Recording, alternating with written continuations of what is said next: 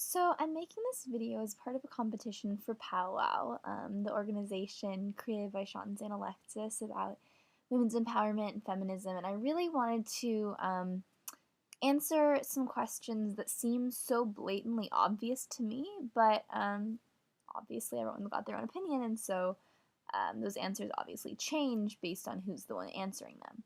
But one of the questions really struck me, and it was, is there still a need for feminism today? Is it really needed in developed nations as opposed to just in underdeveloped nations? And that seems like such an obvious thing to me. Yeah, sure, there's definitely gender inequality in underdeveloped nations. Women are allowed to drive in Saudi Arabia. There's Papua New Guinea has domestic violence basically as a national culture. That's how women are treated.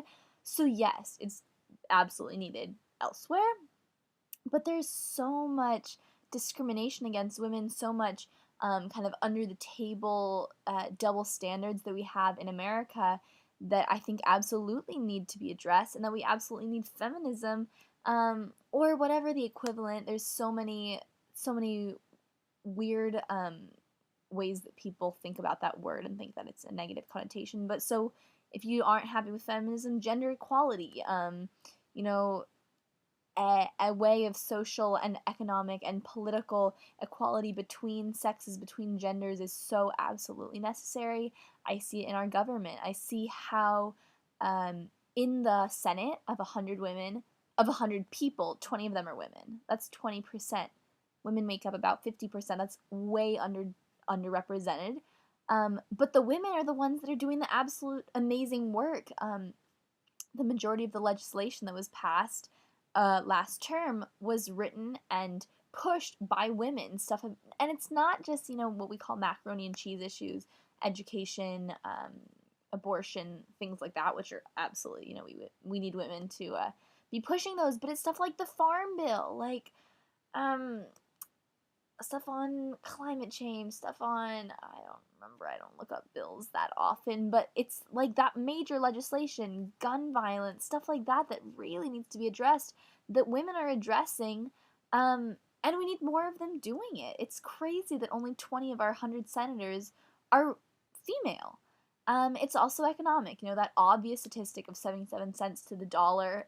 I think there's absolute discrimination there, that the jobs that are open to women, that the jobs that are encouraged for women are ones that are less paying. It's not as much that a CEO of Google is going to be making more than a male versus a female CEO of Google, but it's more of like the CEOs are the men, and the women are human resources and marketing and stuff like that. That it's great that there's women in that, but we need to encourage our girls to strive to be CEOs, to strive to be legislators, to strive to have that kind of power so that they can be able to reach their hands to younger women and to women that are in the kind of lower parts of our economy and our political system.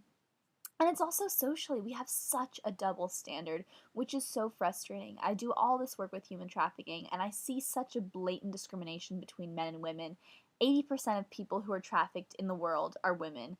People have such a different idea of what a woman is worth than what a man is worth. If a parent is, this happens a lot around the world. It does happen in America, I'd say less, but if a parent doesn't have enough money to support their children, to send their children to school, they will sell their daughter. They will sell their daughter to pay for the education for their son. This is insane. This is something that we cannot stand by and allow to happen. So many of girls who are runaways, who are out on the streets, are lured in by pimps and made to become prostitutes, and they get into that whole career. Girls are sold, but girls are also seen as something that's worth less, and so thus can be exploited. So yeah, I do think that we need feminism today, and I think that we very, very seriously need to fight for the rights of our girls, because they're not given the power and the respect and the legitimacy that they so deserve as, 50% of our population. So that's what I'm thinking.